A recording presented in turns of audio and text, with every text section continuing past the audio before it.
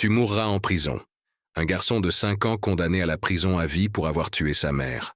Avant de plonger dans cette histoire, laissez un commentaire ci-dessous pour nous dire d'où vous regardez. Bonne écoute. Je me souviens encore de la première fois où j'ai vu les images du tribunal. Miles Harper, 5 ans, à peine assez grand pour voir par-dessus la table des accusés, vêtu d'une combinaison orange qui engloutissait sa petite silhouette. La salle d'audience est tombée dans un silence de plomb lorsque le juge a prononcé une sentence qui allait ébranler les fondements de notre système judiciaire, emprisonnement à perpétuité sans possibilité de libération conditionnelle, pour un enfant. En 30 ans d'enquête criminelle, je n'ai jamais rien vu de tel. Je déclare face à la caméra, ma voix ferme malgré le poids des mots. Un enfant de maternelle condamné à passer toute sa vie derrière les barreaux. Je m'appelle Daniel Reed. J'étais l'enquêteur principal au département de police de Meadow Falls lorsque Hannah Harper a été retrouvée morte au bas de son escalier. Ce qui avait commencé comme une enquête de routine sur un accident apparent s'est rapidement transformé en sensation médiatique qui a divisé notre ville tranquille et soulevé des questions troublantes sur la vérité, la justice et jusqu'où nous sommes prêts à aller pour trouver quelqu'un, n'importe qui à blâmer. Les caméras avaient tout capturé. L'expression confuse de Miles regardant autour de la haie. Salle d'audience bondée. Les larmes coulant sur les visages des officiers de justice qui avaient vu le pire de l'humanité. Mais jamais ça. Les flashs frénétiques des photographes de presse documentant un moment qui entrait notre conscience collective. Il ne comprend pas ce qui se passe, murmure. Un greffier dans un enregistrement audio. Il continue à demander quand il pourra rentrer à la maison. J'ai passé les 15 dernières années à essayer de comprendre ce qui s'est vraiment passé ce jour-là dans la maison Harper. Pourquoi une enseignante respectée sans antécédent d'accident ou de problème de santé est soudainement tombée à sa mort? Pourquoi un enfant à peine assez âgé pour attacher ses lacets est devenu le principal suspect? Et pourquoi tant de personnes étaient déterminées à croire qu'il était coupable? Meadow Falls n'a pas toujours été ainsi. Avant la tragédie, nous n'étions qu'une autre ville américaine pittoresque.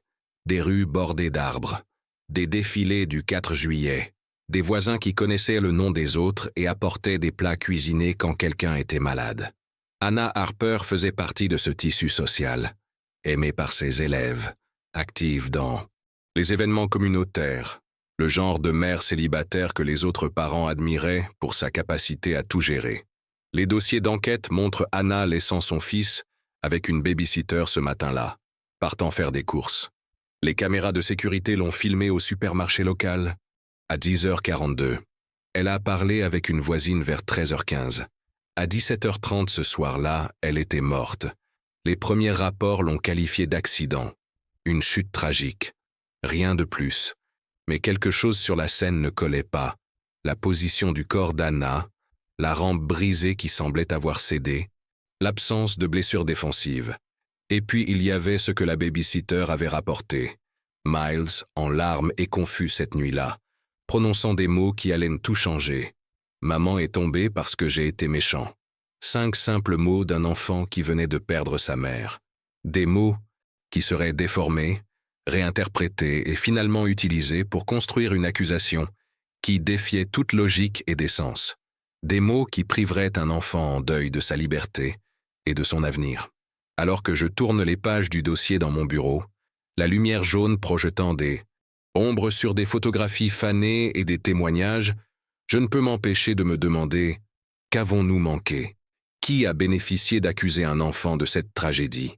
Et pourquoi, après toutes ces années, suis-je encore le seul à poser ces questions? » La réponse, je le crains, gîte enfouie dans les détails que nous avons négligés, dans la précipitation pour clore l'affaire, dans les visages qui ont disparu de l'enquête et dans les ombres d'un système plus préoccupé par l'obtention d'une condamnation que par la découverte de la vérité. Demain, nous allons commencer par le début, je dis à ma productrice alors que la lumière de la caméra s'éteint. Il y a quelque chose à propos de l'ex-mari d'Hannah qui n'a jamais été consigné dans le dossier officiel. Meadow Falls était le genre de ville qui apparaissait dans les magazines lifestyle. Boutiques pittoresques, jardins bien entretenus et un bilan de sécurité enviable. Le dernier meurtre remontait à 15 ans, une bagarre de bar qui avait mal tourné. C'est pourquoi la mort d'Anna Harper nous a profondément ébranlés. Anna était un rayon de soleil sous forme humaine, déclare Diane Miller, collègue d'Anna à l'école primaire de Meadow Falls. Dans les images d'interview retrouvées, ses yeux brillaient de larmes. Elle rendait l'enseignement facile. Les enfants l'adoraient. La maison Harper sur Willow Street était modeste, mais charmante. Une maison coloniale à 2 étages avec des volets bleus et une balançoire suspendue aux chaînes dans la cour avant. Les photos de police montrent un salon avec des livres pour enfants soigneusement empilés sur des étagères, des peintures au doigt scotchées au réfrigérateur et un puzzle à moitié terminé sur la table basse. Tous les signes d'un foyer normal et aimant. Mais en creusant plus profondément dans la vie d'Anna, des complications émergent. Son agenda personnel, récupéré de son ordinateur portable, montre des rendez-vous thérapeutiques programmés tous les mardis. Une correspondance par email avec une amie mentionne « enfin se sentir assez forte ». Pour aller de l'avant, que tentait Anna de surmonter? La maternité célibataire n'était pas facile pour elle, admet Beth Turner, la meilleure amie d'Anna. Mais elle ne se plaignait jamais. Miles était son univers. Une vidéo de la fête du 4e anniversaire de Miles, juste 6 mois avant. La tragédie montre un garçon riant, avec un sourire édenté soufflant des bougies pendant qu'Anna le regarde avec adoration. L'image contraste fortement avec les images du tribunal, où le même enfant est assis, déconcerté, dans des vêtements de prison trop grands. La chronologie du dernier jour d'Anna a été méticuleusement reconstruite pendant l'enquête. La babysitter Lily Patel est arrivée à 8h30. Anna est partie peu après, faisant des courses qui incluaient la banque, l'épicerie et un café où le barista se souvenait qu'elle semblait distraite mais polie. Ce qui n'a pas été inclus, dans le rapport officiel, c'était le dernier arrêt d'Anna, une visite au cabinet de son avocat. Nous ne l'avons découvert que plus tard grâce au relevé téléphonique qui la situait là de 14h15 à 15h20. Elle n'a jamais mentionné avoir besoin de conseils juridiques, dit Beth dans son interview. J'y serais allé avec elle.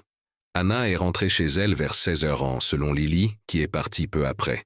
Miles jouait avec ses jouets. Anna semblait fatiguée mais bien. C'est la dernière fois que je l'ai vue. L'appel au 911 est arrivé à 17h47. Ce n'est pas Anna qui l'a passé, mais son frère Sam qui s'était arrêté à l'improviste et l'avait trouvée au bas des escaliers.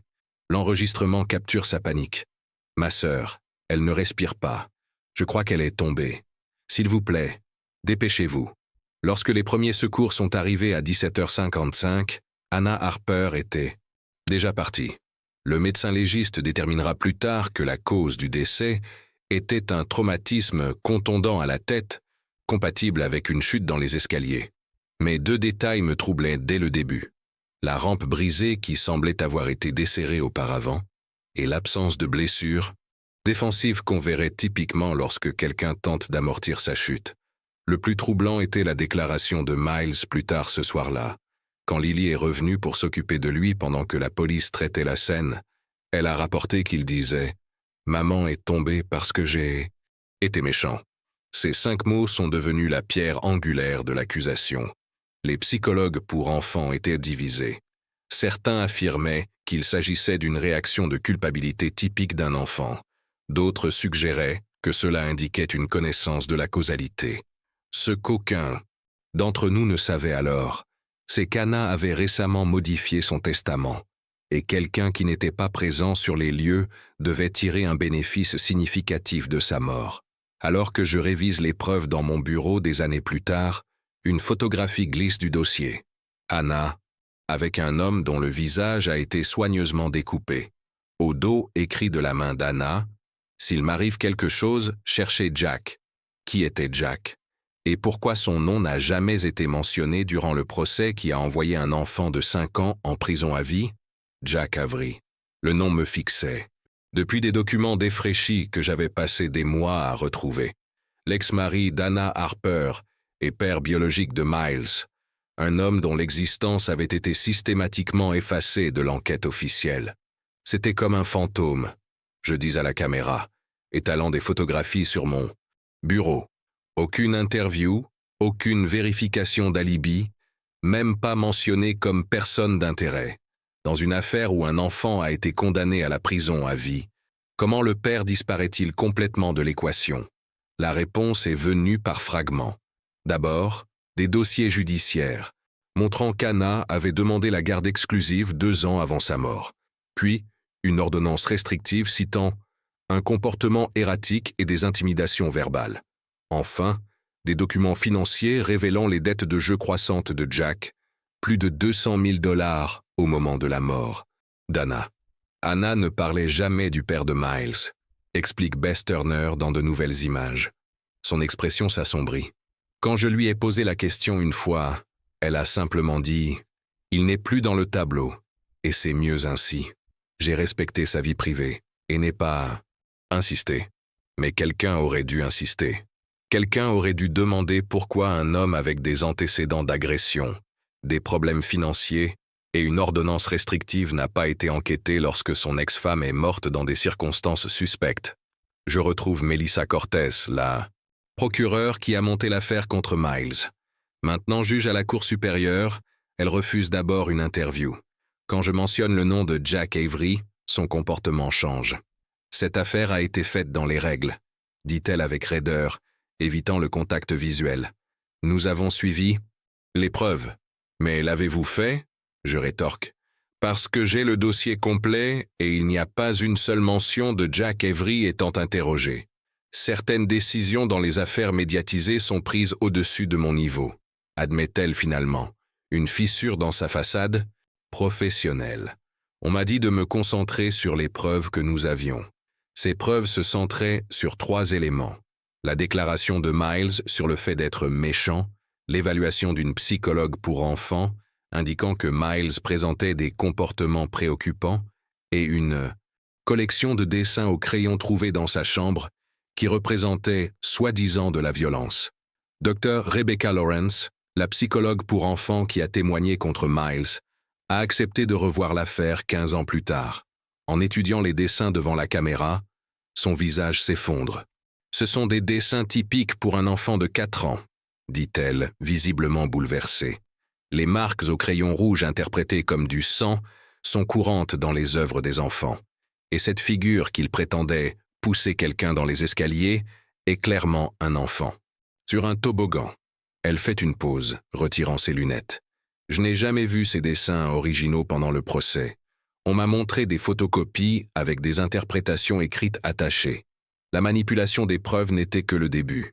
Sam Harper, le frère d'Anna qui a trouvé son corps, avait témoigné que Miles était seul avec Anna quand il est arrivé. Des images de sécurité d'une maison voisine, jamais soumises au tribunal, montrent Sam arrivant au domicile Harper à 16h32, près d'1 heure avant son appel au 911. « J'étais sous le choc », dit Sam sur la défensive lorsqu'il est confronté à cette incohérence. Le temps devient flou dans les situations traumatisantes. Peut-être. Mais qu'en est-il de l'assurance vie que Sam a aidé Anna à mettre en place quelques mois avant sa mort?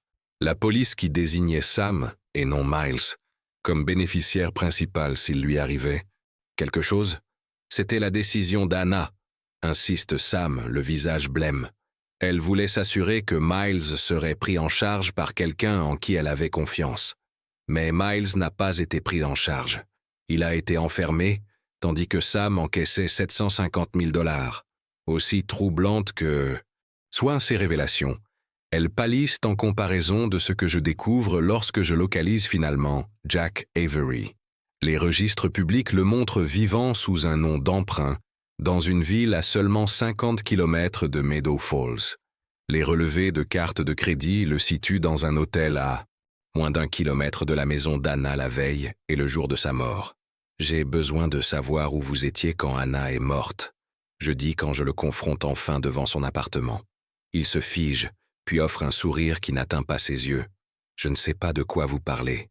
Je ne m'appelle pas Jack. Mais alors qu'il se tourne pour partir, je remarque quelque chose qui me glace le sang. Un tatouage distinctif sur son poignet, partiellement visible sous sa montre. Il correspond exactement à un motif qu'Anna avait décrit dans sa documentation d'ordonnance restrictive. Une rose des vents avec une dague qui la traverse. Les caméras capturent parfaitement ce moment. Quand je mentionne le tatouage, le visage de Jack passe du déni confiant à quelque chose de plus sombre. « Elle m'a tout pris », siffle-t-il, abandonnant le prétexte. « Mon fils, mon argent, mon nom. Avez-vous la moindre idée de ce que c'est ?» Ce qu'il dit ensuite n'est pas un aveu, mais c'est assez proche pour me faire me demander combien de personnes savaient que Jack était en ville ce jour-là, et pourquoi personne n'a pris la peine de le découvrir. Le jour où Hannah Harper est morte a commencé comme n'importe quel autre à Meadow Falls. Les images de sécurité des commerces locaux retracent ses mouvements, s'arrêtant pour un café à 9h15, déposant un chèque à la Meadow Falls Credit Union à 10h30, faisant des courses à 11h45. Rien dans ces activités banales ne laissait présager la tragédie à venir. Elle semblait parfaitement normale ce matin-là, se souvient le barista Kevin Wilson. Elle a commandé son habituel, latte vanille avec un shot supplémentaire. Elle a plaisanté sur le fait qu'elle avait besoin de caféine pour suivre le rythme de Miles. Mais le dernier, rendez-vous d'Hannah ce jour-là, la visite au cabinet de son avocate, suggère qu'elle pressentait des problèmes.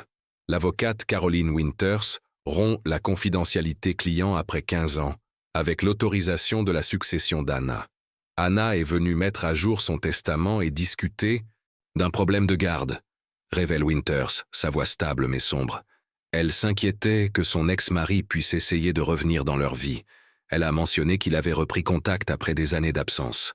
Les preuves les plus révélatrices viennent des propres mots d'Hannah. Son journal, découvert dans un tiroir verrouillé de son bureau, chronique les semaines précédant sa mort. Les entrées commencent avec optimisme. 2 avril. Miles a dessiné une image de famille aujourd'hui, juste lui et moi se tenant la main. Il n'a pas demandé après Jack depuis des mois. Peut-être, guérissons-nous enfin. Mais le ton change radicalement 3 semaines avant sa mort. 29 avril. Vu une berline noire garée de l'autre côté de la rue à nouveau. La même qu'hier. Appelé la police, mais elle était partie à leur arrivée. 3 mai. Quelqu'un est entré dans la maison. Rien n'a été pris. Mais des choses ont été déplacées. Changer les serrures aujourd'hui. 7 mai. Jack a appelé. Comment a-t-il obtenu mon numéro? Dit qu'il veut voir Miles. Dit qu'il a changé. Je lui ai parlé de l'ordonnance restrictive. Il a ri. La dernière entrée, datée du matin de sa mort, est glaçante dans sa brièveté. 12 mai. Il ne s'arrêtera pas. Rencontre avec Caroline aujourd'hui. S'il m'arrive quelque chose, ce n'est pas un accident. J'apporte ces entrées de journal au détective Thomas Green, qui a dirigé l'enquête initiale. Maintenant retraité, il vit dans une petite maison à la périphérie de la ville, du matériel de pêche empilé dans le garage et un scanner de police qui crépite encore dans sa cuisine. Nous n'avons jamais trouvé de journal, dit-il, sincèrement surpris. Où était-il? Dans son bureau, tiroir verrouillé. La clé était sur son trousseau. L'expression de Green s'assombrit. Ce bureau a été fouillé minutieusement. Par qui? Initialement par l'agent Ramirez, puis plus en profondeur par... Il fait une pause, la réalisation se faisant jour. Par Sam Harper. Il a insisté pour aider, disant qu'il savait où sa sœur gardait les documents importants. Les implications sont troublantes. Si Sam a retiré le journal avant que la collecte officielle des preuves ne commence, quoi d'autre aurait pu être modifié ou retiré de la scène? Je compare les rapports de police officiels avec les preuves recueillies. Il y a une autre omission flagrante. Le téléphone. Dana n'a jamais été retrouvée, malgré des registres confirmant qu'elle l'avait avec elle ce jour-là. Son dernier appel était à son frère Sam à 15h42, environ 2 heures avant sa mort. Je ne me souviens pas de cet appel, affirme Sam lorsqu'il est confronté. Peut-être vérifiait-elle simplement comment j'allais, mais les données des tours cellulaires racontent une histoire différente. Le téléphone de Jack Avery, enregistré sous sa nouvelle identité, a pingé la même tour que celui d'Hannah quelques minutes plus tard. Ils étaient dans le même secteur cet après-midi-là. La chronologie devient plus claire mais plus troublante. Hannah visite son avocate, exprimant ses craintes concernant son ex-mari. Elle appelle son frère, cherchant possiblement de l'aide. En quelques heures, elle est morte au bas de son escalier et son fils de 5 ans est mystérieusement blâmé pour sa mort. La déclaration de Miles. Maman est tombée parce que j'ai été méchant, prend une nouvelle signification lorsque la psychologue pour enfants Dr Elizabeth Chen examine l'affaire. Les enfants se blâment souvent pour les mauvaises choses qui arrivent, surtout les événements traumatiques, explique-t-elle. De plus, si Miles a été témoin d'une dispute entre adultes avant la mort de sa mère, il aurait pu intérioriser cela comme étant sa faute, particulièrement si la dispute le concernait. La preuve la plus accablante contre l'enquête initiale vient de Lily Patel, la babysitter de Bissot et Sensei. Miles, qui a porté un fardeau de culpabilité pendant 15 ans.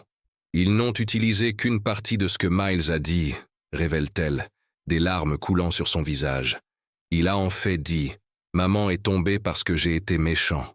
L'homme en colère l'a dit. Quand j'ai dit cela à la police, ils ont dit que ce n'était pas pertinent, que l'imagination d'un enfant crée souvent des « hommes en colère » pour expliquer des situations effrayantes. Je consulte la transcription originale de l'interview de Lily avec la police. Sa déclaration complète est là, mais avec une ligne tracée sur la deuxième phrase et une note dans la marge. Élément fantaisiste de l'enfant, à ignorer.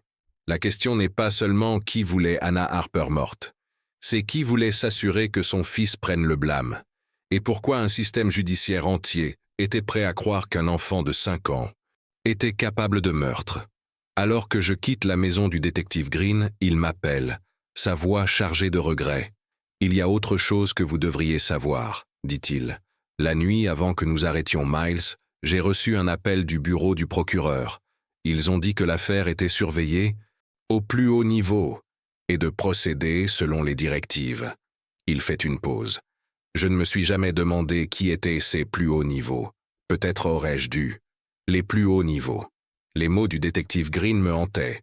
Dans une petite ville comme Meadow Falls, ces mots ne pouvaient désigner qu'une personne, le procureur William Blackwood, qui s'est ensuite servi de la publicité de l'affaire Miles pour accéder directement au manoir du gouverneur. La connexion semblait impossible jusqu'à ce que je trouve une photographie dans les archives du Meadow Falls Gazette. Un homme, jeune William Blackwood debout à un tournoi de golf caritatif, le bras nonchalamment posé autour de Jack Avery. La légende les identifiait comme camarades de chambre à l'université, une relation jamais divulguée pendant l'enquête ou le procès. Blackwood s'est récusé officiellement de l'affaire, explique l'ancienne greffière du tribunal Marianne Jenkins. Mais tout le monde savait qu'il tirait les ficelles en coulisses. Ses empreintes étaient partout sur la stratégie de l'accusation. Les preuves physiques de la mort d'Anna n'ont jamais soutenu la théorie qu'un enfant de 5 ans aurait pu en être la cause. Les rapports du médecin légiste que j'ai dû obtenir après 3 demandes FOIA notaient que les blessures d'Anna étaient compatibles avec une force significative provenant d'un individu de taille adulte. Ce détail crucial a été omis du témoignage au procès. Encore plus, troublant était l'état de la rampe d'escalier. Les photographies médico-légales montrent du bois éclaté là où elle s'est détachée du mur. L'analyse en laboratoire a détecté des traces de sueur dans le tapis, de la sueur fraîche, suggérant que le support avait été délibérément affaibli. Impossible qu'un enfant de maternelle ait pu concevoir cela, dit Frank Donnelly, un menuisier médico-légal que j'ai consulté. Ces coupures ont été faites avec une scie à main, et récemment. La sueur ne s'était même pas complètement déposée. Je retrouve l'agent Ramirez, le premier intervenant, qui a sécurisé la scène. Travaillant maintenant dans la sécurité privée en Arizona, il accepte de parler officieusement. Quelque chose n'allait pas dès le début, admet-il. Nous avons trouvé une empreinte de botte d'homme dans le paillis sous la fenêtre du salon. Pointure 45. La procédure standard aurait été d'en faire un moulage, mais quand je l'ai mentionné à mon supérieur, il m'a dit de laisser tomber, que c'était probablement du jardinier. La famille Harper n'avait pas de jardinier. En compilant ces incohérences, un schéma émerge, non pas d'erreurs ou d'oubli, mais de redirection, délibérée. Quelqu'un avec une influence considérable voulait que Miles prenne la responsabilité de la mort de sa mère, et ils ont systématiquement retiré ou altéré les preuves qui auraient pu pointer ailleurs. Je décide de rendre visite à Miles à l'établissement correctionnel Northern State, où il a passé les 15 dernières années à grandir d'un enfant confus à un jeune homme qui n'a jamais connu la liberté. La salle de visite est austère et institutionnelle. Quand Miles entre, Je le reconnais à peine. Le petit garçon des images du tribunal a disparu. À sa place se trouve un jeune homme de 20 ans aux yeux méfiants, les épaules voûtées comme s'il se préparait constamment à un impact. « Pourquoi déterrez-vous tout cela maintenant ?» demande-t-il, sa voix étonnamment douce. « Parce que tu n'as pas tué ta mère, Miles. » Ses yeux se remplissent de larmes. « Je sais, mais personne ne m'a... Je m'ai cru. » Quand je lui demande ce dont il se souvient de ce jour-là, sa réponse brise le peu de foi qu'il me restait dans le système qui l'a condamné. « Je me souviens que l'homme en colère est venu chez nous, » dit-il lentement. « Maman m'a dit d'aller dans ma chambre et d'y rester. J'ai entendu des cris, puis un grand bruit. » Il déglutit difficilement. Quand je suis descendu, maman était... Elle était par terre. L'homme en colère m'a vu et a dit que c'était ma faute, que j'étais méchant, que si je parlais de lui à quiconque, personne ne me croirait de toute façon. As-tu déjà parlé de cet homme à la police? Miles hoche la tête, les yeux hantés. À chaque fois, mais il disait que j'inventais. Je vérifie les transcriptions des entretiens de Miles. Aucune mention d'un homme en colère n'apparaît dans les dossiers officiels. Combien de personnes ont conspiré pour envoyer un enfant innocent en prison? Et quelle relation le procureur Blackwood, maintenant gouverneur Blackwood, avait-il avec Jack Avery qui valait la peine de détruire la vie d'un petit garçon pour la protéger? Le bureau du gouverneur William Blackwood a refusé 5 demandes d'interview. Son attaché de presse n'a offert qu'une déclaration préparée. L'affaire Harper a été poursuivie conformément aux preuves disponibles à l'époque. Le gouverneur n'a pas d'autres commentaires sur une affaire qui a été correctement jugée. Correctement jugée. Cette phrase sonne creux face à la montagne d'incohérences que j'ai découverte. Mais la réticence de Blackwood à s'engager ne fait qu'approfondir ma détermination. Grâce à des recherches persistantes, je découvre des documents financiers montrant que Blackwood et Jack Avery ne partageaient pas seulement une chambre universitaire, ils partageaient des intérêts commerciaux. 3 ans avant la mort d'Anna, ils ont co-investi dans un projet d'aménagement riverain qui s'est effondré spectaculairement, laissant les investisseurs avec d'énormes pertes. Blackwood est mystérieusement sorti indemne, explique la journaliste financière Vanessa Torres. Il a vendu sa participation juste avant l'effondrement. Avery n'a pas eu cette chance. Il a tout perdu et risquait des accusations de fraude potentielle. Ces accusations ont mystérieusement disparu au moment où Anna Harper est morte et où Miles a été arrêté. Le timing peut difficilement être une coïncidence. J'organise une rencontre avec le juge Martin Saunders, qui a présidé l'affaire de Miles. Maintenant octogénaire et retraité, il refuse d'abord d'en discuter, invoquant l'éthique judiciaire. Lorsque je partage les preuves que j'ai recueillies, son attitude change. J'étais sous une pression énorme pendant ce procès, admet-il, ses mains tremblant légèrement. Des appels téléphoniques au milieu de la nuit, des suggestions que ma propre famille pourrait faire l'objet d'un examen minutieux si l'affaire ne se déroulait pas de manière appropriée. De la part de qui? J'insiste. Je n'ai jamais su avec certitude, mais les rares fois où j'ai statué contre l'accusation, Blackwood lui-même apparaissait dans mon bureau dans l'heure qui suivait. Les transcriptions du procès révèlent que le juge Saunders a rejeté plusieurs requêtes de la défense visant à présenter des preuves concernant Jack Avery ou à remettre en question l'analyse médico-légale de l'escalier. Chaque refus est intervenu après une pause ou un ajournement pour la nuit, moment où des pressions auraient pu être exercées en dehors de la salle d'audience. L'accusation contre Miles reposait presque entièrement sur des témoignages psychologiques, des experts affirmant que son comportement et ses dessins indiquaient des tendances violentes. Le docteur Gerald Foster, principal témoin expert de l'État, a depuis été discrédité dans 3 autres affaires pour avoir adapté ses conclusions aux besoins de l'accusation. On m'a donné des informations sélectionnées, admet à contre-cœur le docteur Foster lorsque je le retrouve lors d'une conférence psychiatrique. On m'a dit que l'enfant avait des antécédents de problèmes de colère. Ce n'est que des années plus tard que j'ai appris que Miles n'avait pas de tels antécédents. À ce moment-là, il était trop tard. La couverture médiatique de l'époque était tout aussi biaisée. Les gros titres criaient au sujet de l'enfant tueur et du monstre en devenir. Peu de journalistes ont remis en question comment un enfant de 5 ans aurait pu orchestrer la chute fatale de sa mère. Une exception était Helen Winters du Meadow Falls Gazette, qui a écrit un article remettant en question l'affaire. Elle a été licenciée le lendemain. Le propriétaire du journal? Un ami de longue date de William Blackwood. Il ne poursuivait pas seulement Miles, me dit Winter, toujours amer 15 ans plus tard. Il détruisait toute possibilité que des théories alternatives soient envisagées. C'était une campagne coordonnée. La campagne s'étendait à l'assassinat du caractère d'Anna elle-même. Les documents judiciaires la dépeignaient comme une mère. Célibataire instable qui ne pouvait pas contrôler son fils violent. Un portrait complètement en contradiction avec les témoignages de ses collègues et amis. Alors que je reconstitue ce réseau complexe de manipulation, je reçois une enveloppe anonyme contenant une seule feuille de papier. Un relevé bancaire montrant un transfert de 250 000 $ d'un compte offshore à Sam Harper, 3 jours après son témoignage contre son neveu. La note jointe indique simplement « Suivez l'argent.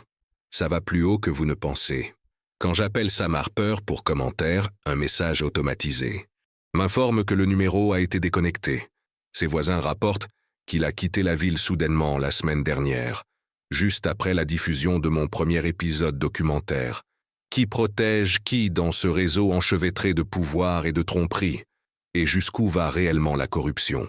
Suivez l'argent. Le conseil anonyme m'a conduit dans un labyrinthe de transactions financières, de sociétés écrans et de connexions cachées qui s'étendèrent bien au-delà de Meadow Falls.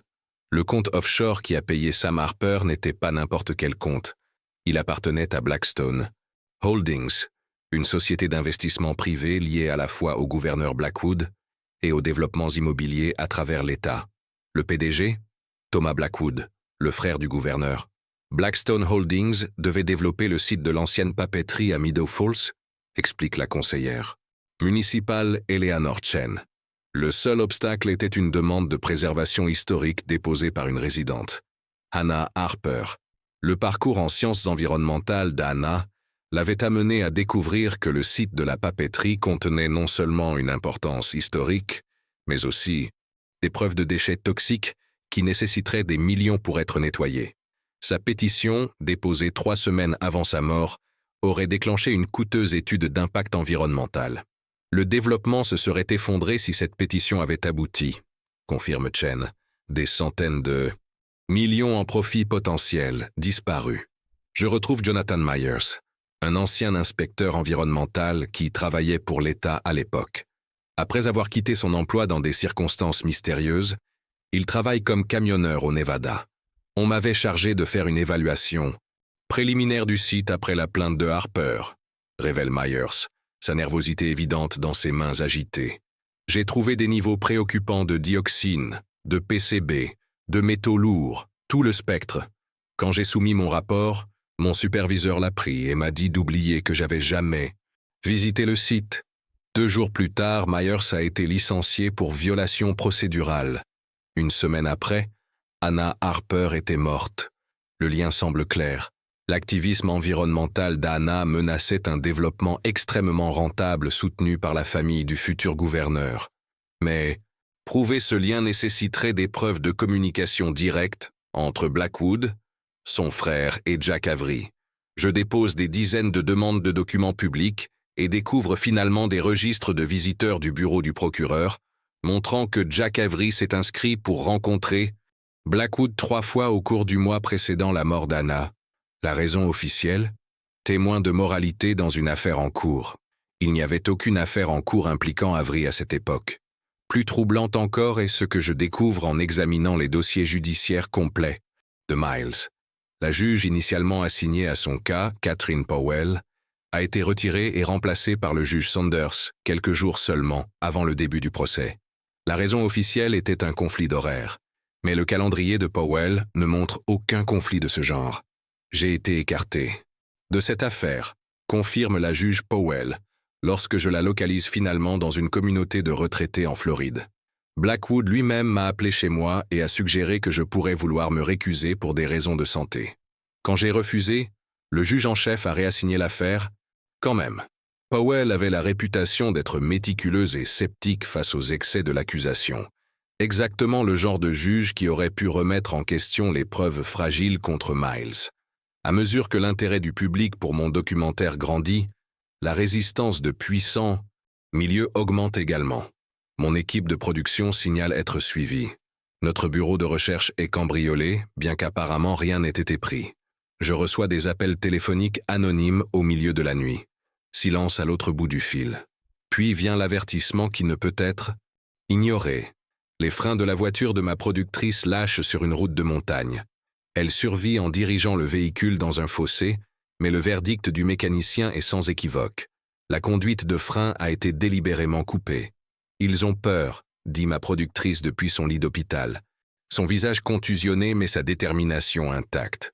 Cela signifie que nous nous rapprochons. Nous rapprochons de quoi? La réponse émerge lorsqu'un greffier du tribunal me contacte avec des informations sur des dossiers scellés dans l'affaire Harper. Des dossiers scellés en vertu d'une disposition de sécurité nationale normalement réservée aux affaires de terrorisme. Je n'ai jamais rien vu de tel, murmure le greffier lors de notre rencontre clandestine dans un parc.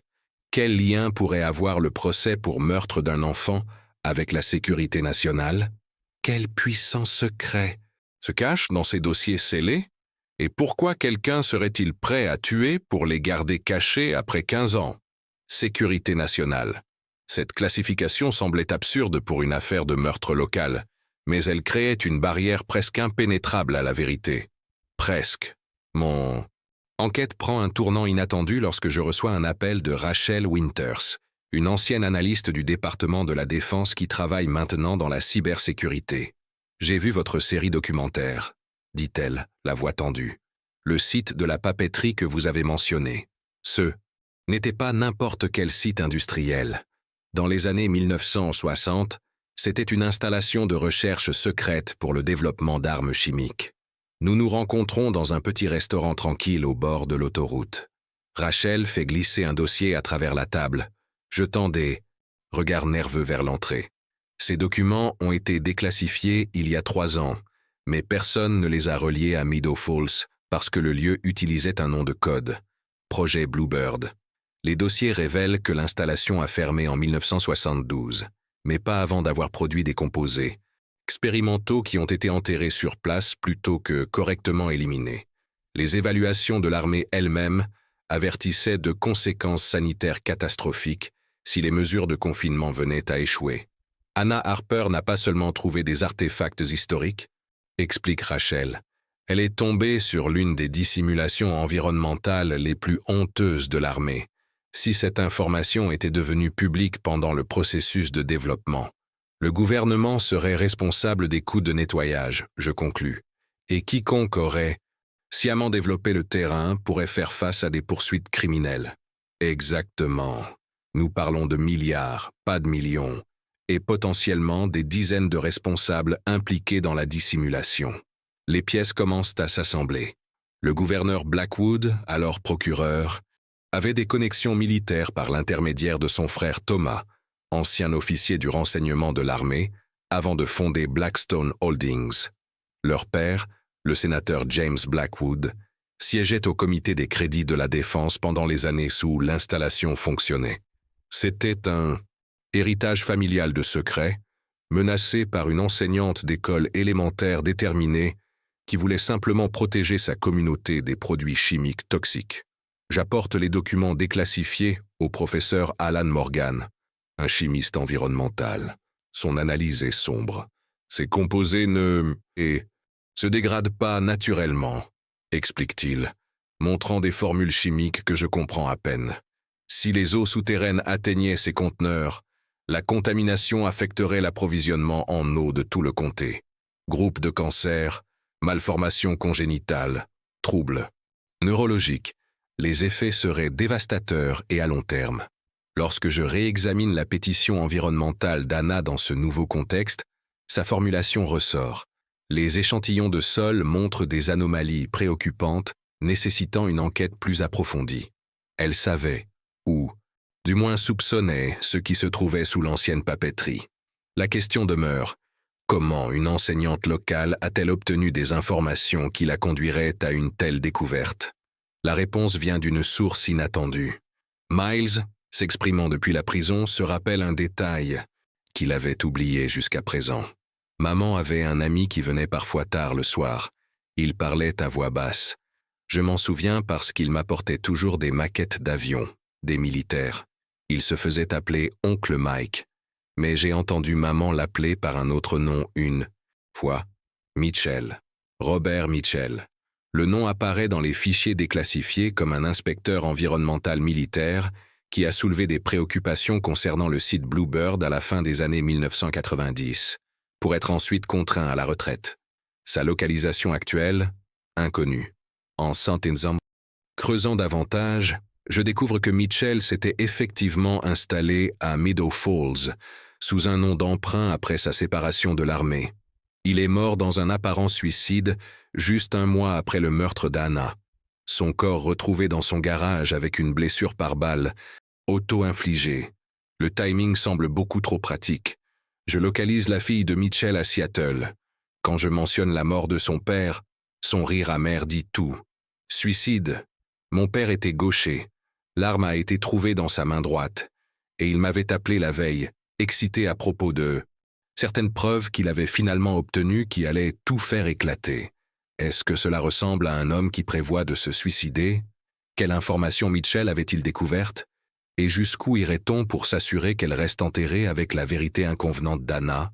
Harper, la fille de Robert Mitchell, Hélène, me donne accès aux effets personnels de son père, des boîtes de documents, journaux et disques durs qui étaient à stocker depuis sa mort. Parmi eux, je trouve une enveloppe scellée adressée à Anna Harper, jamais livrée. À l'intérieur se trouve une clé, USB et une note manuscrite. Anna, preuve finale de la contamination du site et de la dissimulation. Soyez prudente avec qui voit cela. Des vies sont en jeu. RM. Le disque contient des résultats de tests environnementaux montrant des signatures chimiques correspondant aux composés, déclassifiés de Bluebird, ainsi que des courriels internes entre Thomas Blackwood et des responsables gouvernementaux discutant de la façon de gérer la situation discrètement. Le plus accablant est une note adressée au procureur William Blackwood par son frère. Anna Harper est devenue un problème. Sa pétition pourrait déclencher une supervision fédérale. Jack A. dit qu'il peut la convaincre de l'abandonner, mais sinon, nous avons besoin de solutions plus permanentes. Rappelez-vous ce qui est en jeu. L'horodatage. 3 jours avant le meurtre d'Anna. J'apporte ces preuves à l'agent spécial du FBI Laurie Chen, spécialisé dans les affaires de corruption publique.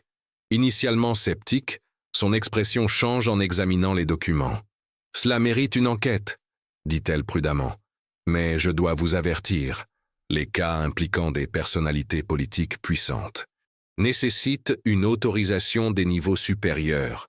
3 jours plus tard, elle m'appelle pour m'informer que l'affaire a été réassignée à une autre division.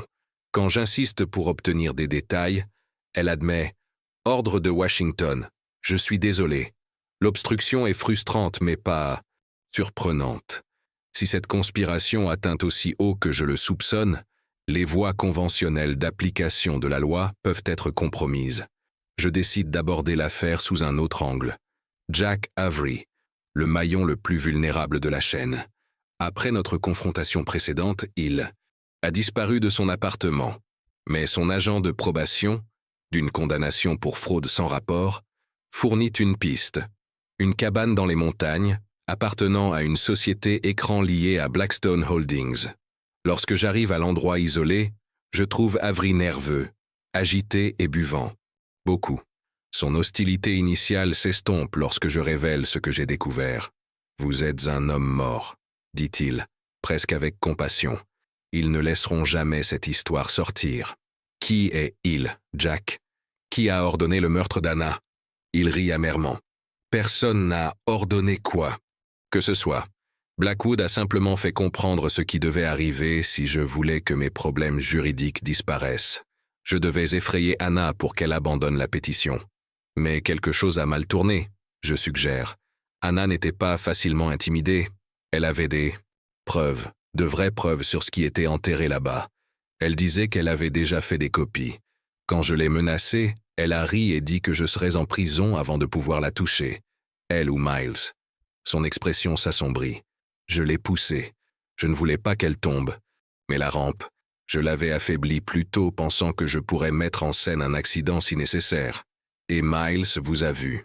Le gamin est descendu juste après que c'est arrivé. J'ai paniqué, lui ai dit que c'était sa faute, que personne ne le croirait s'il disait le contraire. Avery vide son verre. Je n'ai jamais pensé qu'il l'arrêterait vraiment. Il avait 5 ans, bon sang.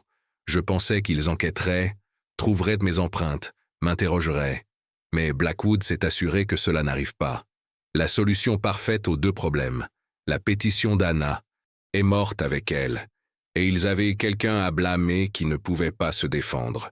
J'ai eu mes charges abandonnées, et le développement de Blackwood a procédé sans examen environnemental. J'enregistre cette conversation, mais Jack ne semble plus s'en soucier. Ses prochains mots me glacent le sang. Vous savez quelle est la pire partie? Le développement n'a jamais été la principale préoccupation. C'est ce qu'ils ont trouvé quand ils ont commencé l'excavation préliminaire. Quelque chose que l'armée ne savait même pas être là. Qu'ont-ils trouvé, Jack? Ses yeux rencontrent les miens, soudain sobres malgré l'alcool. Des preuves de tests humains, des décennies, et des registres montrant qui les avait autorisés. Avant qu'ils ne puissent élaborer, des phares balayent les fenêtres de la cabane. Le visage de Jack se vide de sa couleur. Ils vous ont suivi. Sortez, maintenant. Alors, que je me glisse par la porte arrière dans l'obscurité. J'entends des portières claquer et des voix sévères exigeant l'entrée. Ce qui se passe ensuite me hantera pour toujours. 3 coups de feu résonnent à travers les montagnes, alors que je m'enfuis dans la forêt dense derrière la cabane de Jack. Avery, je ne m'arrête de courir qu'à des kilomètres de là, mon souffle venant en halètement saccadé, les mains tremblantes tandis que j'appelle ma productrice depuis un téléphone prépayé. Ils l'ont tué, je murmure, la réalité de ce dont j'ai été témoin s'installant. Ils ont tué Jack pour le faire taire. Le lendemain matin, les informations locales rapportent un tragique accident de chasse dans une cabane isolée. Jack Avery, identifié par son alias, aurait nettoyé son fusil lorsqu'il s'est déchargé. Aucune mention de coups de feu multiples. Aucune mention des hommes qui ont pris d'assaut la cabane. Juste une autre mort opportune dans une affaire construite sur des mensonges opportuns. J'ai l'aveu de Jack enregistré, mais ce n'est pas suffisant. Sans preuve corroborante, c'est ma parole contre la version officielle. Et comme les 15 dernières années l'ont montré, les versions officielles ont tendance à prévaloir à Meadow Falls. Avec Jack mort, je me tourne vers la seule personne qui pourrait en savoir plus qu'elle n'en a révélé. Sam Harper, le frère d'Anna, est la première personne à trouver son corps. Après avoir disparu lorsque mon documentaire a commencé à être diffusé, il a refait surface dans une petite ville côtière à 3 États de distance. « Je vous attendais », dit-il quand je frappe à sa porte. Son visage est hagard, ses yeux se portant nerveusement vers la rue derrière moi. Vous remuez un nid de guêpes. À l'intérieur de son appartement, spartiate, Sam se verse un généreux whisky. Ses mains tremblent légèrement. « Je n'ai pas tué Anna. Vous devez savoir cela. Mais vous avez aidé à dissimuler. » Je réponds. « Vous avez témoigné contre votre propre neveu. Vous avez laissé un enfant aller en prison pour quelque chose qu'il n'a pas. » Oui. Le visage de Sam se décompose. Je n'avais pas le choix. Ils avaient des preuves me liant à d'autres. Problèmes juridiques. Ils ont dit qu'ils les feraient disparaître si je jouais le jeu, ou s'assureraient que j'irais en prison pour des décennies si je ne le faisais pas. Ils étant Blackwood, ces gens, je n'ai jamais traité directement avec lui. Toujours des intermédiaires. Mais oui, ultimement Blackwood. Je le presse sur ce qu'il a vu ce jour-là, ce qu'il aurait pu retirer de la scène avant l'arrivée de la police. Ses réponses confirment mes soupçons. Il a pris le journal et le téléphone d'Anna qui contenaient tous deux des preuves concernant le site de la papeterie et ses communications avec Robert Mitchell. Où sont-ils maintenant? J'ai détruit le téléphone. Le journal. Il hésite. Je l'ai gardé. Une assurance, vous voyez. Cachée là où personne ne penserait à chercher.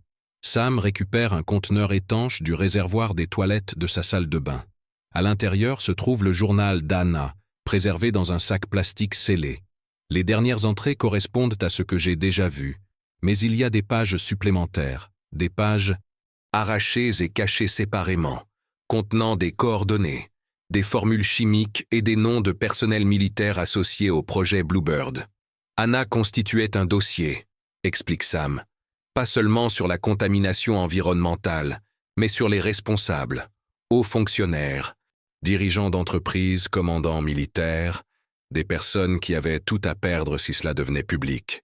Parmi les noms, le sénateur James Blackwood, père du gouverneur William Blackwood. Cela va au-delà de Meadow Falls, continue Sam, baissant la voix comme si les murs pouvaient écouter.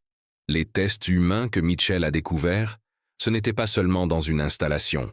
C'était un programme national utilisant des sujets involontaires, des personnes dans des hôpitaux, des prisons, même des écoles dans des zones à faible revenu. Des milliers de victimes sur des décennies. L'ampleur de la conspiration est stupéfiante. Pas étonnant qu'ils aient été prêts à sacrifier un enfant pour la garder cachée. À la tombée de la nuit, Sam devient de plus en plus paranoïaque, vérifiant les fenêtres et sursautant au bruit. Je suggère que nous partions, trouvions un endroit plus sûr pour continuer notre conversation. Il n'y a nulle part de sûr, dit-il catégoriquement. Pas contre eux, mais il y a quelqu'un d'autre à qui vous devriez parler, quelqu'un qui en sait encore plus que moi. Il griffonne un nom et une adresse sur un morceau de papier, puis le brûle, après que je l'ai mémorisé. Margaret Winters, ancienne infirmière militaire. Elle a travaillé à l'installation dans les années 60. C'est elle qui a d'abord contacté Mitchell avec ses préoccupations. Pourquoi n'a-t-elle pas parlé avant maintenant? Le rire de Sam est creux. Le feriez-vous? Sachant ce qui est arrivé à Anna et Mitchell, sachant ce qu'ils ont fait à un garçon de 5 ans pour garder le silence? Alors que je pars, Sam saisit mon bras, ses yeux désespérés. Quoi que vous fassiez, ne dites à personne que je vous ai aidé. Il surveille toujours. 3 jours plus tard, Sam Harper est retrouvé mort dans son appartement. La cause officielle, suicide. Margaret Winters vit dans une modeste maison de retraite à 2 états de Meadow Falls. À 83 ans, son corps est frêle, mais son esprit reste vif comme un rasoir. Lorsque je mentionne le nom d'Anna Harper, elle me fait signe de fermer la porte. « J'ai suivi votre documentaire », dit-elle, sa voix à peine au-dessus d'un murmure. J'attendais que quelqu'un détermine finalement la vérité. Je pensais l'emporter dans ma tombe. Margaret était infirmière militaire à l'installation de Meadow Falls de 1964 à 1971. Ce qui avait commencé comme un programme de recherche d'armes chimiques a évolué vers quelque chose de bien plus sinistre sous la direction d'une division classifiée qu'elle désigne uniquement comme l'Institut. Ils ont commencé avec des soldats volontaires, explique-t-elle. Puis des prisonniers, puis d'autres, des gens qui ne manqueraient à personne, patients psychiatriques, orphelins, vagabonds. Ses mains tremblent alors qu'elle continue. Les registres étaient codés, mais j'en ai vu assez pour comprendre. Ils testèrent des techniques de contrôle mental, modification du comportement utilisant des produits chimiques, conditionnement psychologique, et même des interventions chirurgicales. D'un compartiment caché dans sa Bible, Margaret sort un petit carnet usé rempli de noms, dates et observations écrites en sténographie médicale serrée. Je ne pouvais pas l'arrêter, mais j'ai tout documenté. Quand l'installation a officiellement fermé en 72, ils ont enterré les preuves, littéralement. Chambre de confinement sous le bâtiment principal. Mais le programme n'a jamais vraiment pris fin. Il est juste devenu plus clandestin. Parmi les noms, dans ces registres, Dr. James Blackwood, le futur sénateur et père du gouverneur William Blackwood, répertorié comme médecin consultant sur des dizaines de procédures expérimentales. Le sénateur Blackwood a bâti sa carrière médicale sur des recherches issues de ses expériences. Poursuit Margaret. Brevets, publications, nominations prestigieuses, tout découlant d'expérimentations humaines contraires à l'éthique qu'il n'a jamais reconnue. Son fils savait tout, a aidé à enterrer les preuves quand James a commencé sa carrière politique. Le développement de la papeterie n'était pas seulement une question de profits immobiliers ou de responsabilité environnementale. Il s'agissait de sceller définitivement l'accès aux preuves de crimes qui pourraient détruire une dynastie politique et impliquer des dizaines de responsables encore vivants. Robert Mitchell m'a contacté à la fin des années 90, dit Margaret. Il avait trouvé des références à l'installation en enquêtant sur des sites contaminés. Nous avons commencé à comparer nos notes. Quand il a disparu, je me suis caché. J'ai changé de nom. Mais j'ai continué à surveiller Meadow Falls de loin.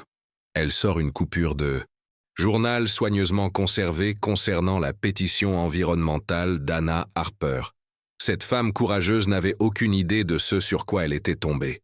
Mitchell venait tout juste de commencer à lui raconter toute l'histoire quand sa voix s'éteint.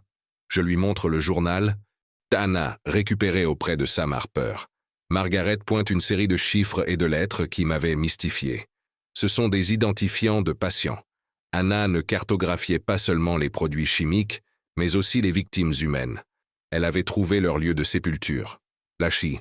Révélation est écœurante. L'ancienne papeterie abandonnée n'était pas seulement construite sur des produits chimiques toxiques, elle était construite sur des tombes. Preuve non seulement de crimes environnementaux, mais d'expérimentations humaines et de meurtres à échelle industrielle. Pourquoi? Personne d'autre ne s'est manifesté durant toutes ces années? Je demande. Le sourire de Margaret est triste. Qui dit qu'ils n'ont pas essayé? Vous vous souvenez de la journaliste qui a remis en question la condamnation de Miles et a été licenciée le lendemain? L'inspecteur environnemental qui s'est suicidé? La juge qui a été retirée de l'affaire? Quiconque s'est approché de la vérité a connu un sort similaire. Avant de partir, Margaret me remet une enveloppe scellée. J'ai gardé ceci pendant 40 ans, attendant quelqu'un d'assez courageux pour l'utiliser. À l'intérieur se trouve le nom de quelqu'un encore en vie qui peut tout vérifier, quelqu'un qui était là, qui a participé, et qui vit avec la culpabilité depuis. Pourquoi n'ont-ils pas parlé?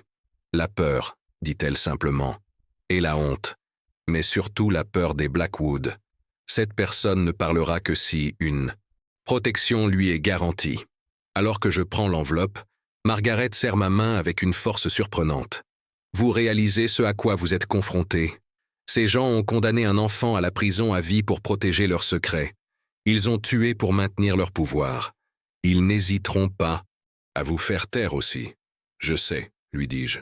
Mais si nous n'exposons pas cela maintenant, Miles Harper mourra en prison pour un crime qu'il n'a pas commis, et les vrais criminels ne feront jamais face à la justice. Margaret hoche lentement la tête. N'ouvrez l'enveloppe que lorsque vous serez prêt à faire votre mouvement final. La personne nommée à l'intérieur était plus proche des Blackwood que quiconque ne le réalise, et possède les preuves pour faire tomber tout leur empire. L'enveloppe de Margaret Winters brûle dans ma poche comme un charbon ardent, mais je résiste à la tentation de l'ouvrir immédiatement. Le timing sera crucial. Un faux pas et les preuves disparaîtront, les témoins se tairont, et Miles Harper restera oublié dans sa cellule. Je me concentre plutôt sur la constitution d'un dossier solide avec les preuves déjà recueillies. Ma productrice et moi transformons une suite d'hôtels en salle de guerre improvisée. Les murs couverts de chronologie, de photographies et de connexions. Nous opérons sous des protocoles de sécurité stricts. Téléphone jetable, communication cryptée, changement constant de lieu. L'histoire a dépassé de loin une condamnation. Injustifiée. Elle englobe maintenant des décennies de corruption, d'expérimentation humaine, de crimes environnementaux et une dissimulation atteignant les plus hauts niveaux du gouvernement de l'État. Trop vaste peut-être, pour que les autorités locales puissent y faire face, ou pour qu'on leur fasse confiance. Je décide de rendre visite à Miles à nouveau, pour partager ce que j'ai découvert et le préparer à la tempête à venir. L'administration pénitentiaire refuse initialement ma demande, citant des préoccupations de sécurité. Il faut un avocat public et des menaces d'exposition médiatique pour obtenir l'accès. Miles paraît différent cette fois. Une étincelle d'espoir a remplacé la résignation dans ses yeux. « Les gens parlent de moi ici, dit-il. Gardiens, autres détenus. Ils ont vu votre documentaire. Certains croient que je suis innocent.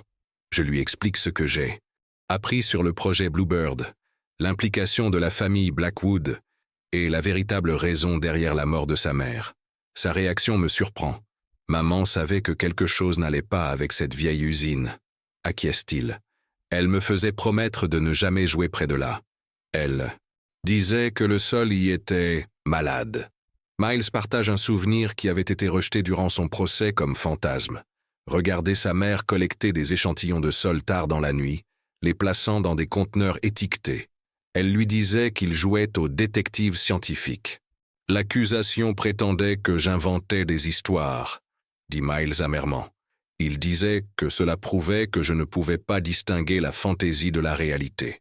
Au fur et à mesure que notre conversation continue, Miles révèle quelque chose de plus significatif encore. Une cachette dans sa maison d'enfance où Anna gardait ses documents les plus importants. C'était notre lieu secret, explique-t-il, derrière le panneau amovible dans mon placard. Maman l'appelait notre coffre au trésor. On y laissait des notes l'un pour l'autre. La maison Harper a changé de main plusieurs fois depuis la mort d'Anna, mais les registres du comté montrent qu'elle est actuellement vacante, saisie après que les derniers propriétaires ont fait défaut sur leur hypothèque.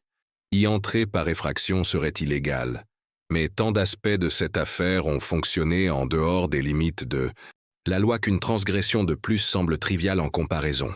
Cette nuit-là, ma productrice et moi approchons la maison Harper obscurcie. Équipement minimal. Lampe torche, caméra, gants. Le quartier est calme, la plupart des fenêtres sombres. La serrure de la porte arrière cède facilement. Les propriétés saisies reçoivent rarement une sécurité adéquate. À l'intérieur, la poussière recouvre les meubles abandonnés. Des rectangles décolorés sur les murs marquent l'emplacement où des images étaient autrefois accrochées. Nous nous dirigeons vers l'ancienne chambre de Miles, maintenant vide à l'exception d'étagères intégrées et d'un placard ouvert. Le lieu secret prend du temps à localiser. Une section de plainte qui glisse sur le côté quand on appuie au bon endroit, révélant une petite cavité dans le mur. À l'intérieur, nous trouvons un étui à documents étanche intact depuis 15 ans. Le contenu est extraordinaire. Les résultats originaux des tests de sol d'Anna, sa correspondance avec des agences environnementales, et plus accablante encore, des photographies de ce qui semble être des restes humains partiellement exposés sur le site de la papeterie. Des notes au dos identifient l'emplacement exact et la date, 3 semaines avant sa mort. Également dans la cache se trouve un DVD simplement étiqueté « Assurance ». Nous prenons tout et partons aussi silencieusement que nous sommes venus. De retour à notre hôtel, nous visionnons le DVD. L'écran s'anime montrant Anna Harper assise à sa table de cuisine, regardant directement dans la caméra. « Si vous regardez ceci, commence-t-elle, cela signifie que quelque chose m'est arrivé. Ce que je vais partager me met en danger, mais la vérité doit être documentée. Ce qui suit est le témoignage détaillé d'Anna, sur tout ce qu'elle a découvert, et un nom qui me glace le sang. Le même nom, je le découvre en ouvrant finalement l'enveloppe de Margaret Winters, qu'elle avait identifié comme le témoin clé qui pourrait faire tomber l'empire Blackwood. Dr Thomas Blackwood, le frère du gouverneur, architecte du projet de développement, et selon Anna et Margaret, l'homme qui avait poursuivi le programme de recherche secret de son père longtemps après la fermeture officielle de l'installation. Dr Thomas Blackwood, brillant chercheur médical, homme d'affaires prospère, et selon Anna Harper et Margaret Winters, le cerveau derrière des décennies d'expérimentation humaine illégale. Le trouver s'avère étonnamment facile. Contrairement à son frère politiquement prudent, Thomas maintient un profil élevé, apparaissant régulièrement lors de conférences médicales et de galas de charité. J'arrange une interview sous de faux prétextes, un documentaire sur les innovations médicales dans la recherche neurologique. Thomas accepte facilement, y voyant peut-être une opportunité d'améliorer sa réputation de scientifique humanitaire. Nous nous rencontrons dans son établissement de recherche privé en Pointe-Saint-Yves, dehors de la capitale de l'État. Le bâtiment est élégant, moderne, intimidant, tout comme l'homme lui-même. Thomas Blackwood dégage confiance et charme, ne montrant aucun signe qu'il soupçonne mon véritable objectif. Mon travail s'est toujours concentré sur l'avancement du potentiel humain, explique-t-il avec aisance alors que nous visitons ses laboratoires. Mon père m'a inspiré à poursuivre la médecine comme moyen d'aider les gens. Je le laisse continuer son récit soigneusement élaboré, acquiesçant avec appréciation tandis que ma caméra cachée capture chaque mot. Puis, dans un moment tranquille, je change de cap. Parlez-moi du projet Bluebird de Dr Blackwood. Son expression se fige momentanément avant de se ressaisir. Je ne connais pas ce terme. C'est étrange, parce que j'ai des documents montrant que vous n'étiez pas seulement familier avec lui, mais que vous avez activement poursuivi la recherche. Ses yeux se rétrécissent. Cette interview est terminée. Avant que je parte, j'aimerais votre commentaire sur ceci. Je glisse en avant des photographies de la cachette d'Anna, des images de restes humains sur le site de la papeterie. Le changement est immédiat et glaçant. Toute apparence de civilité disparaît alors que Blackwood appuie sur un bouton d'interphone. Sécurité dans mon bureau. Maintenant. Une dernière question, dis-je rapidement. Avez-vous ordonné le meurtre d'Anna Harper ou avez-vous laissé cela à votre frère? Sa réponse est inattendue. Un rire, froid et dédaigneux. Vous n'avez aucune idée de ce à quoi vous vous attaquez. Cela va bien au-delà d'une enseignante curieuse ou d'une petite ville. Ce que nous avons créé à Bluebird a façonné la politique nationale pendant des décennies. Pensez-vous vraiment qu'ils vous laisseront exposer cela? Des gardes de sécurité armés apparaissent, m'escortant dehors. Alors que je suis emmené, Blackwood me lance. Demandez-vous pourquoi un enfant de 5 ans a été condamné sur des preuves aussi faibles. Ce n'était pas seulement notre influence. Le système voulait que tout soit enterré. Tout. Je pars avec exactement ce dont j'avais besoin. L'aveu implicite de Thomas Blackwood, capturé par la caméra. Mais ces paroles me hantent. Jusqu'où va réellement cette conspiration? Et qui sont ils, les puissances obscures au-delà même de la famille Blackwood? De retour à notre hôtel, ma productrice et moi nous préparons à divulguer tout ce que nous avons rassemblé. Les données environnementales, le témoignage vidéo d'Anna, les dossiers de Margaret, et maintenant l'admission voilée de Thomas Blackwood. Avant que nous puissions télécharger les fichiers, un message urgent arrive de l'avocat de Miles. Il le déplace, ce soir. Transfert non officiel vers un établissement à sécurité maximale. Nous déposons des requêtes d'urgence mais avons besoin d'une pression publique immédiate. Quelqu'un sait que nous sommes proches de révéler l'histoire. Déplacer Miles vers une prison de haute sécurité le rendrait moins accessible, plus isolé, et potentiellement en plus grand danger. Nous n'avons d'autre choix que d'accélérer notre calendrier, même si cela signifie divulguer des preuves avant qu'elles ne soient entièrement corroborées. Les premiers segments sont mis en ligne en moins d'1 heure, une diffusion spéciale en ligne de nos découvertes, incluant le propre témoignage d'Anna d'outre-tombe. La réponse est immédiate et écrasante. Les médias sociaux s'enflamment. Les médias d'information reprennent l'histoire. Libérer Miles Harper commence à être en tendance au niveau national. Alors que l'indignation publique monte, nous recevons l'information que le transfert de prison a été temporairement suspendu par ordre judiciaire.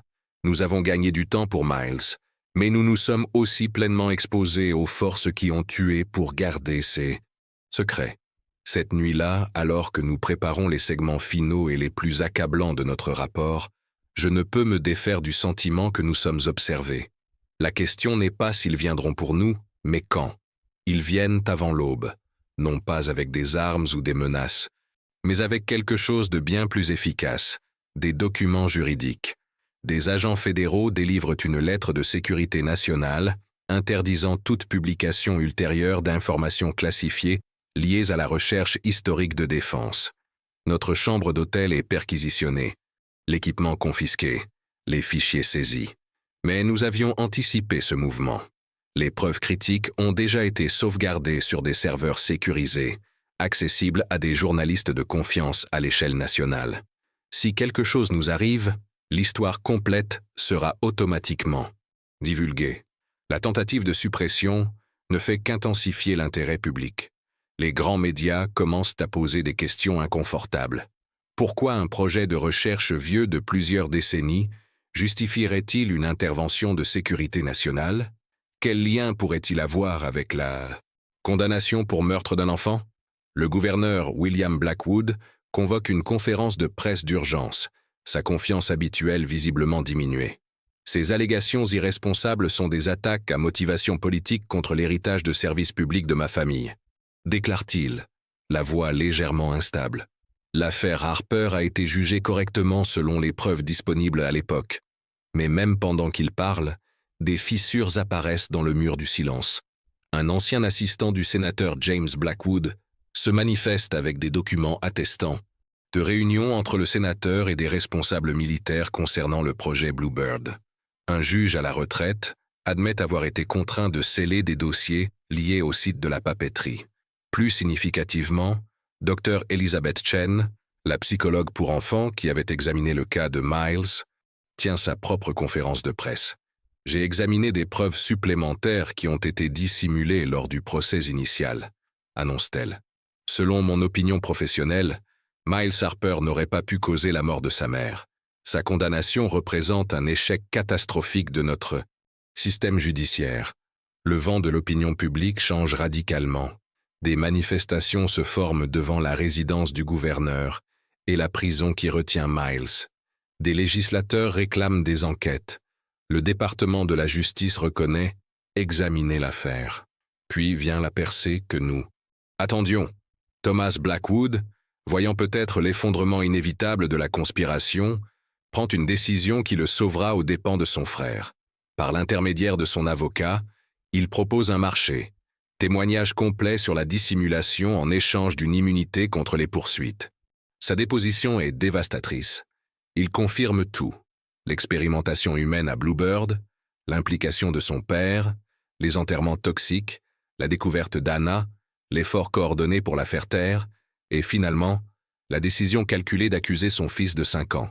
William a dit qu'un enfant si jeune ne purgerait jamais une peine sérieuse, témoigne Thomas. L'affaire serait finalement annulée en appel, mais d'ici là, le développement serait terminé, les preuves enterrées sous du béton, et l'intérêt public tourné vers d'autres scandales. Ce qu'il n'avait pas prévu, c'était l'ambition de la procureure Melissa Cortés et l'intimidation du juge, aboutissant à une peine sans précédent qui a enfermé Miles à vie. Un résultat que même les Blackwood n'avaient pas anticipé, mais qu'ils étaient prêts à accepter pour protéger leur secret. Alors que le témoignage de Thomas devient public, les dernières pièces se mettent en place. Le gouverneur William Blackwood démissionne, confronté à de multiples accusations criminelles. Des enquêteurs fédéraux descendent sur le site de la papeterie, arrêtant tout développement et commençant le sinistre travail d'excavation. Plus important encore, la condamnation de Miles Harper est annulée par ordonnance judiciaire d'urgence. Après 15 ans d'emprisonnement injustifié, les portes s'ouvrent enfin pour le libérer. Je suis présent quand Miles marche libre, les caméras capturant le moment pour des millions de téléspectateurs qui ont suivi son histoire. Le jeune homme timide et hésitant que j'ai d'abord rencontré en prison semble transformé, se tenant plus droit, les yeux clairs et concentrés sur l'avenir plutôt que sur le passé. « Que ferez-vous maintenant ?» Je lui demande alors que nous nous éloignons de la prison. Sa réponse est simple mais profonde. Aider d'autres enfants comme moi, les oublier, ceux que le système a broyés et recrachés. La victoire semble complète, mais quelque chose me trouble encore. L'accord d'immunité de Thomas Blackwood semble trop commode, la résolution trop propre. Et ces derniers mots pendant la déposition me hantent. Vous pensez que cela se termine avec nous? Bluebird n'était qu'une installation parmi des dizaines. Le programme a évolué, s'est enfoncé plus profondément. Il n'a jamais cessé. Quelle conspiration plus large pourrait encore opérer dans l'ombre? Et combien d'autres vies innocentes ont été sacrifiées pour la protéger? 6 mois après la libération de Miles Harper, je me tiens au bord de l'ancien site de la papeterie, maintenant transformé en quelque chose entre une scène de crime et un chantier de fouilles archéologiques. Des enquêteurs fédéraux, en combinaison de protection, excavant méticuleusement le sol contaminé, dévoilant des décennies de secrets enterrés. Jusqu'à présent, nous avons récupéré les restes d'au moins 37 individus, explique Dr Anita Sharma, l'anthropologue judiciaire dirigeant l'effort de récupération. Selon l'analyse préliminaire, ces décès ont eu lieu entre 1964 et 1975. Beaucoup montrent des signes de procédure chirurgicale compatibles avec de la chirurgie cérébrale expérimentale. L'ampleur complète du projet Bluebird est enfin mise en lumière, exposant des horreurs au-delà de ce que même Margaret Winters avait documenté. Des documents récupérés du domaine Blackwood révèlent un programme qui a commencé comme recherche militaire, mais qui a évolué en quelque chose de plus insidieux. Une entreprise privée visant à développer des techniques de contrôle mental pour des applications tant politiques que commerciales. Mais la révélation la plus choquante était encore à venir. L'accord d'immunité de Thomas Blackwood le protégeait des poursuites, mais pas de la justice d'un autre genre. Retrouvé mort dans sa maison d'une crise cardiaque apparente, l'enquête officielle a conclu à des causes naturelles. Peu ont remis en question cette fin commode. Peu, sauf moi. Une source anonyme au sein du bureau du médecin légiste partage des résultats toxicologiques jamais rendus publics. Des traces d'un composé synthétique dans le sang de Thomas correspondant aux formules développées Bluebird. Le même composé apparaît dans les résultats d'autopsie d'Anna Harper, précédemment attribués à une contamination environnementale. La vérité frappe comme un coup de tonnerre. Thomas ne poursuivait pas seulement les recherches de son père, il les utilisait. Les produits chimiques, altérant l'esprit développé à Bluebird, étaient devenus des armes dans l'arsenal Blackwood, déployés contre quiconque menaçait leur empire. Mais qui a fait taire Thomas, si ce n'est pas son frère William, déjà en détention dans l'attente de son procès? Alors qui? La réponse émerge de la source là. Plus inattendue, Miles Harper lui-même. Durant ses années en prison, Miles avait méthodiquement recueilli des informations auprès d'autres détenus, gardiens et visiteurs, assemblant un réseau d'influence qui s'étendait bien au-delà des Blackwood. Le projet Bluebird n'était pas juste le secret d'une famille, explique Miles alors que nous examinons ses notes méticuleuses. C'était une preuve de concept pour des programmes devenus nationaux. Les techniques affinées là-bas ont été adoptées par les agences de renseignement, les entreprises pharmaceutiques, même les campagnes politiques. Les Blackwood n'étaient pas les maîtres, ils étaient des intermédiaires. Les preuves soutiennent sa théorie. Les registres financiers montrent des sociétés avec des contrats gouvernementaux acheminant des millions via Blackstone Holdings. Des documents militaires font référence à des applications civiles de recherche initialement menées à Bluebird. Des opérateurs politiques des deux principaux partis apparaissent sur des photographies avec le sénateur James Blackwood, malgré une opposition politique publique. Ma mère n'a pas simplement trébuché sur une contamination environnementale ou des expériences contraires à l'éthique, poursuit Miles. Elle a trouvé le nexus où convergent le pouvoir des entreprises, la recherche militaire et l'influence politique. C'est pourquoi ils étaient prêts à sacrifier un enfant pour le garder caché. C'est pourquoi ils continuent de tuer pour le protéger. Notre enquête a exposé une couche de corruption, mais a révélé sous la surface quelque chose de bien plus omniprésent. Miles Harper est libre, mais une justice complète reste insaisissable. Le système qui l'a emprisonné reste largement intact, toujours capable d'enterrer des vérités gênantes et de sacrifier des vies innocentes. Alors que nous concluons notre série documentaire, je demande à Miles s'il pense que son histoire a atteint sa fin. Sa réponse est à la fois glaçante et inspirante. Cela n'a jamais concerné uniquement moi. Il s'agit de chaque personne réduite au silence par des intérêts puissants, chaque vérité enterrée pour des profits ou une convenance politique. Ma mère est morte en essayant d'exposer quelque chose de plus grand qu'une famille corrompue. Le moins que je puisse faire est de poursuivre son travail. L'affaire qui a commencé par un enfant, condamné à la prison à vie, a exposé un cancer au cœur du pouvoir américain. Une conspiration d'influence qui transcende les partis politiques, survit aux administrations et traite les vies humaines comme des dommages collatéraux acceptables. Miles Harper a perdu 15 ans de sa vie. Anna Harper a perdu sa vie entièrement. Leur sacrifice a entrouvert la porte à des secrets longtemps enfouis. La question demeure de savoir si la société aura le courage de regarder sans ciller ce qui se trouve au-delà de cette porte, ou si nous permettrons qu'elle se referme à nouveau, scellant des vérités inconfortables au profit de fictions réconfortantes. Quant à moi, j'ai appris que les criminels les plus dangereux portent rarement des uniformes de prison. Ils portent des costumes d'affaires, des robes de magistrats et des insignes politiques. Et leur arme la plus redoutable n'est pas la force, mais notre volonté de croire que les systèmes censés nous protéger ne pourraient pas être si complètement corrompus. La vérité, comme Hannah Harper l'a découvert, est toujours plus complexe, plus troublante et plus nécessaire que les histoires que nous nous racontons. Et parfois, il faut un enfant pour exposer le comportement monstrueux de ceux que nous appelons adultes.